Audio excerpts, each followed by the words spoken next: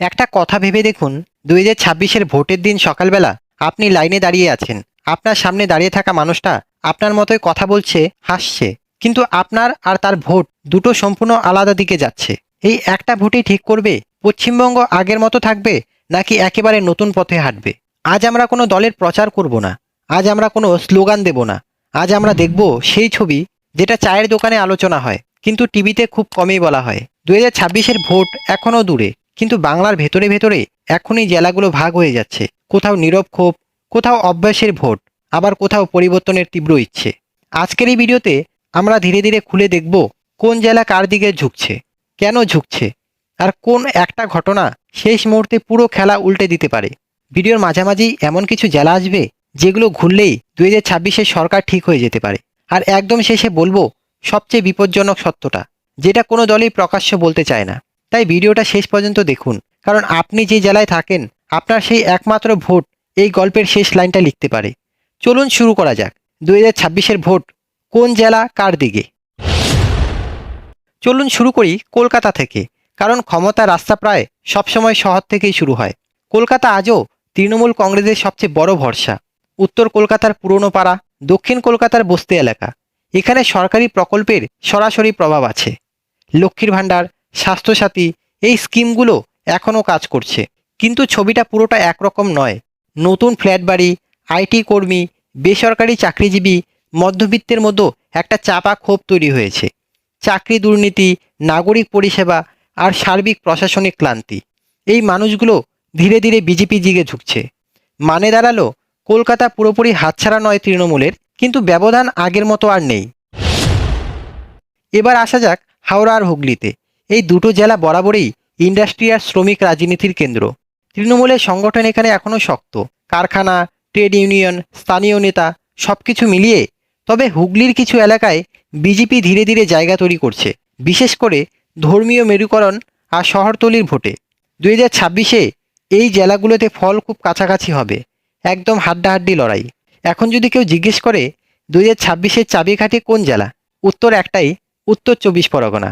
এই জেলা আসলে একটা ছোট্ট পশ্চিমবঙ্গ। গ্রাম আছে, শহর আছে, সীমান্ত আছে, আর আছে সংখ্যালঘু ভোট। আবার শহরতলির বড় বড় আবাসনও আছে। গ্রামাঞ্চল আর সীমান্ত এলাকায় তৃণমূল এখনও এগিয়ে, কারণ এখানকার মানুষ সরকারি স্কিমের উপর অনেকটাই নির্ভরশীল। কিন্তু বারাসত, বিধাননগর, নিউ টাউন, এই শহরতলিতে বিজেপির ভোট ধারাবাহিকভাবে বাড়ছে। 2026-এ যদি উত্তর 24 পরগনায় বড় বদল হয়, তাহলে গোটা রাজ্যের ফল বদলে যেতে পারে। দক্ষিণ 24 পরগনায় চিত্রটা আবার আলাদা। সুন্দরবন, নদী ভাঙন, গরিব আর প্রান্তিক মানুষ, এখানে এখনও তৃণমূলের সামাজিক প্রকল্প সবচেয়ে বড় ফ্যাক্টর। মানুষ হয়তো রেগে আছে, কিন্তু বিকল্প নিয়ে নিশ্চিত নয়। এই জেলার বেশিরভাগ অংশ এখনও তৃণমূলের দিকেই ঝুঁকে আছে। এবার চলুন জঙ্গলমহলে। পুরুলিয়া, বাঁকুড়া, ঝাড়গ্রাম, এই এলাকাগুলো একসময় ছিল বামেদের শক্ত ঘাঁটি। আজ সেই জায়গায় বিজেপি অনেকটাই ঢুকে পড়েছে। আদিবাসী ভোট, কেন্দ্রের স্কিম আর জাতীয়তাবাদের ভাষা এখানে বিজেপিকে শক্ত করেছে। তবে তৃণমূলও হাত গুটিয়ে বসে নেই। 2026 জঙ্গলমহল হবে ত্রিমুখী লড়াই, এবং ফলাফল আগে ভাগে বলা প্রায় অসম্ভব। মধ্যবঙ্গে গেলে দেখি বীরভূম, বর্ধমান আর নদিয়া।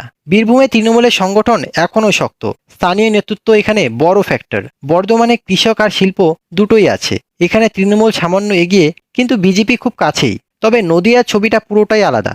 ধর্মীয় মেরুকরণ আর সংগঠনের জোরে বিজেপি এখানে স্পষ্ট সুবিধাজনক অবস্থায়। এবার আসি উত্তরবঙ্গে। দার্জিলিংয়ে আলাদা রাজ্য ইস্যু এখন আগের মতো তীব্র নয়। তৃণমূল এখানে স্থানীয় শক্তির সঙ্গে সমঝোতা করে এগোচ্ছে, কিন্তু জলপাইগুড়ি, আলিপুরদুয়ার, কোচবিহার চা শ্রমিক আর রাজবংশী ভোট বিজেপিকে বড় সুবিধা দিচ্ছে। এই জেলাগুলোতে বিজেপি এখনও এগিয়ে। সব মিলিয়ে যদি আজকের দিনে দাঁড়িয়ে একটা ছবি আঁকি, তাহলে দেখা যাবে গ্রাম বাংলার দক্ষিণবঙ্গের বড় অংশ এখনও তৃণমূলের সঙ্গে আছে। শহর, উত্তরবঙ্গ আর জঙ্গলমহলে বিজেপির শক্তি বাড়ছে। বাম কংগ্রেস হয়তো সরকার গড়বে না, কিন্তু অনেক জেলায় তারা খেলা ঘুরিয়ে দিতে পারে। কিন্তু একটা কথা মনে রাখবেন, ভোটের আগে যদি বড় কোনো ঘটনা ঘটে, চাকরি মামলার রায়, ভোটার লিস্ট নিয়ে বড় সিদ্ধান্ত, অথবা কোনো রাজনৈতিক বিস্ফোরণ, এই পুরো ম্যাপ এক রাতেই বদলে যেতে পারে। তবে আপনাদের একটা প্রশ্ন করি, আপনি যে জেলায় থাকেন সেখানে মানুষের মুড কি? রাগ, ভয় নাকি অভ্যেস? কারণ 2026-এর ফল ঠিক করবে দল নয়, এই মুডটাই। এবার একটু গভীরে ঢুকি, কারণ জেলার নাম বললেই ভোট বোঝা যায় না, বোঝা যায় মানুষকে। ধরুন আপনি কোনো গ্রামে ঢুকলেন, সেখানে কেউ বলছে লক্ষ্মীর ভাণ্ডার পাচ্ছি, হাসপাতালের স্বাস্থ্যসাথী কার্ড আছে। এই মানুষটা রাগী হলেও ঝুঁকি নিতে চায় না। এই ভোট এখনও তৃণমূলের দিকে ঝুঁকে থাকে। এই ছবি আপনি দক্ষিণবঙ্গের বহু গ্রামে দেখবেন। কিন্তু পাশের গ্রামে আরেক ছবি, ছেলে এসএসসি পাশ করেও চাকরি পায়নি, মেয়ে প্রাইভেট টিউশন করে সংসার চালাচ্ছে। এখানে সরকার মানেই রাগ, এই রাগের কোনো রং নেই, কিন্তু বিজেপি সেই রাগকে ভাষা দিতে পারছে। এই ধরনের গ্রামগুলোতেই তৃণমূলের ভোট ভাঙছে। শহরে এলে ছবিটা আরও পরিষ্কার। কলকাতা, বিধাননগর, শিলিগুড়ি, এখানে মানুষ সরকারি স্কিমে বাঁচে না। এখানে মানুষ চায় স্ট্যাবিলিটি, চাকরি, সিস্টেম। এই শহরে ভোটারদের কাছে আমরা বনাম ওরা কাজ করে না, এখানে কাজ করে প্রশ্ন, 5 বছরে আমার জীবন ভালো হয়েছে কিনা। এই কারণেই শহরে বিজেপির ভোট বাড়ছে। কিন্তু এখানে বিজেপির সবচেয়ে বড় সমস্যা, মানুষ বিজেপিকে ভোট দিচ্ছে কিন্তু সরকার হিসেবে কল্পনা করতে পারছে না। একটা মুখ, একটা বাংলা মনস্ক নেতা, এই অভাবটা বিজেপিকে আটকে দিচ্ছে। বিজেপির কাছে শক্ত মুখ্যমন্ত্রী মুখের অভাব রয়েছে। এখন আসি উত্তরবঙ্গে। উত্তরবঙ্গের ভোট মানে শুধু রাজনীতি নয়, এটা পরিচয়ের প্রশ্ন। রাজবংশী, গোর্খা, আদিবাসী, এখানে কে দিল্লিতে কথা বলবে, এই প্রশ্নটা খুব গুরুত্বপূর্ণ। বিজেপি এই জায়গাতেই এগিয়ে, কারণ কেন্দ্রের সঙ্গে সরাসরি সংযোগের বার্তা এখানে মানুষের কাছে পৌঁছেছে। তবে উত্তরবঙ্গে একটা নীরব পরিবর্তন হচ্ছে। চা বাগানে তরুণ প্রজন্ম আর আগের মতো শুধু পরিচয়ে ভোট দিচ্ছে না, তারা প্রশ্ন করছে কাজ কোথায়, স্কুল কোথায়, হাসপাতাল কোথায়। আর এই প্রশ্নের উত্তর যদি তৃণমূল দিতে পারে, তাহলে উত্তরবঙ্গেও খেলা জমবে। জঙ্গলমহলে গেলে রাজনীতি আরও আলাদা। এখানে মানুষের ভোট অনেকটাই সম্মানের সঙ্গে জড়িত। যে দল সম্মান দেয়, যে দল কথা শোনে, ভোট সেদিকেই যায়। বিজেপি এখানে সেই শূন্যস্থানটা ধরতে পেরেছিল, কিন্তু ক্ষমতায় না থেকেও কতটা কাজ হলো, এই প্রশ্নটা এখন উঠছে। তৃণমূল যদি এখানে স্থানীয় নেতৃত্বকে সামনে আনে, 2026-এ জঙ্গলমহলের ফল চমকে দিতে পারে। আর একটা বড় ফ্যাক্টর আছে যেটা খুব কম আলোচনা হয়, সেটা হলো নারী ভোট। পশ্চিমবঙ্গের নারী ভোটাররা এখন আলাদা শক্তি। লক্ষ্মীর ভাণ্ডার শুধু টাকা নয়, এটা সম্মানের প্রতীক হয়ে গেছে অনেকের কাছে। আর এই কারণেই অনেক বাড়িতে স্বামী বিজেপি বললেও ভোট পড়ছে তৃণমূলে। এই নারী ভোট যদি কোনোভাবে বিজেপি ভাঙতে পারে, তাহলেই বড় পরিবর্তন সম্ভব। এখন প্রশ্ন আসে, বাম আর কংগ্রেস কোথায়? সত্য কথা বলতে কি, তারা এখন সরকার গড়ার খেলায় নেই, কিন্তু তারা আছে হিসেব নষ্ট করার খেলায়।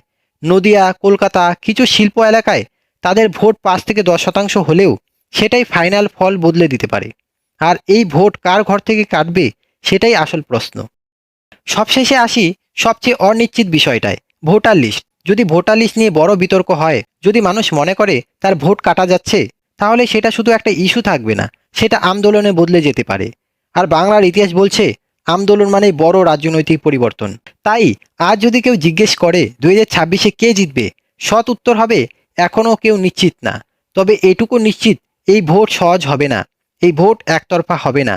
এই ভোট হবে রাগ বনাম ভরসা, পরিবর্তন বনাম অভ্যেস, আর ভবিষ্যৎ বনাম ভয়ের লড়াই।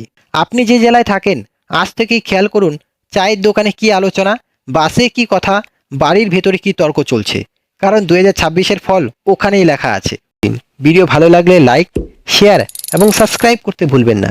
ভালো থাকবেন, সুস্থ থাকবেন। দেখা হচ্ছে আগামী ভিডিওতে। ধন্যবাদ।